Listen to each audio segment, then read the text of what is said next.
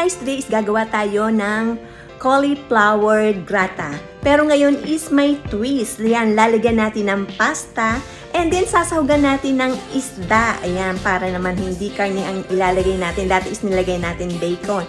And then lalagyan natin ng konting broccoli. Okay, start natin. So, ayan, pinakuluan ko ng sabay-sabay yung broccoli, yung pasta, and then yung isda para sumama yung mga lasa niya. And then now, ating hihimayin yung isda. Alisin natin yung tinik. So, ayan yung ating isda na pinakuluan. So, himayin na natin. Hindi ko alam po anong tawag sa isda. Himayin na natin.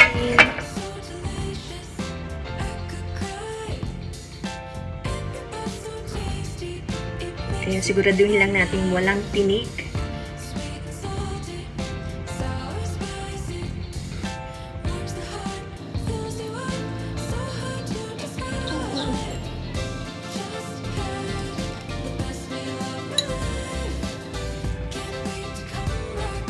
Ayan, siguraduhin walang tinik siya.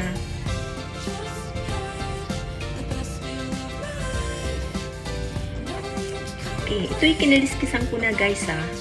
Wala na siyang kaliskis.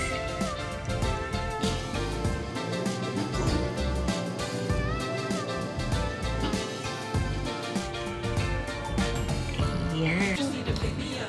Ayan, sa paggawa ng bechamel ay kailangan natin ng butter. Pero dahil sa wala akong butter, ayan, oil na lang ang ating gagamitin. Ayan, mainit na. Lagyan na natin ang ating sibuyas.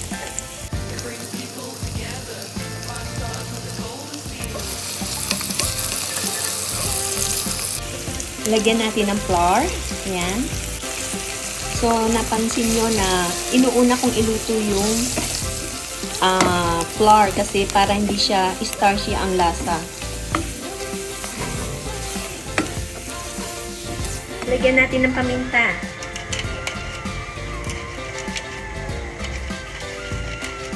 Asin. Then, muscad. Lagyan natin itong gatas.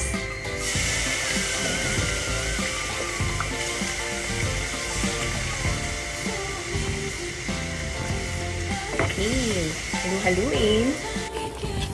Lagyan natin ng vegetable cubes. Ayan, halu-haluin hanggang sa maging malapot. Ayan na, pwede. So, ilagay na natin yung hinimay na isda. Ayan na siya. So, looks so yummy. Ilagay na natin itong fresh na broccoli hanggang sa maluto. So, ayan. Ready na ang ating bechamel. So, ayan, nilagay ko na yung ating macaroni and then yung ating hinimay na cauliflower sa tray. Lagyan natin ng isang itlog yung ating bechamel para kapag naluto siya is magkakasama yung ating mga ingredients. And now, ibuhos na natin yung ating bechamel. Now, ilagay na natin yung ating bechamel. Ayan, ikalat lang natin.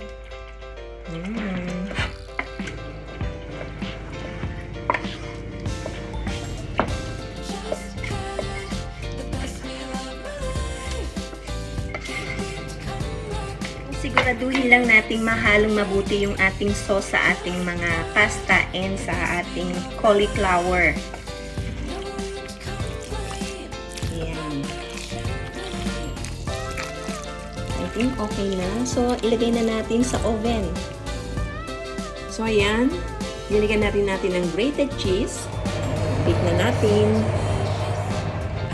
Okay, ayan na. Luto na yung ating grata with cauliflower and pasta. Yummy, yummy!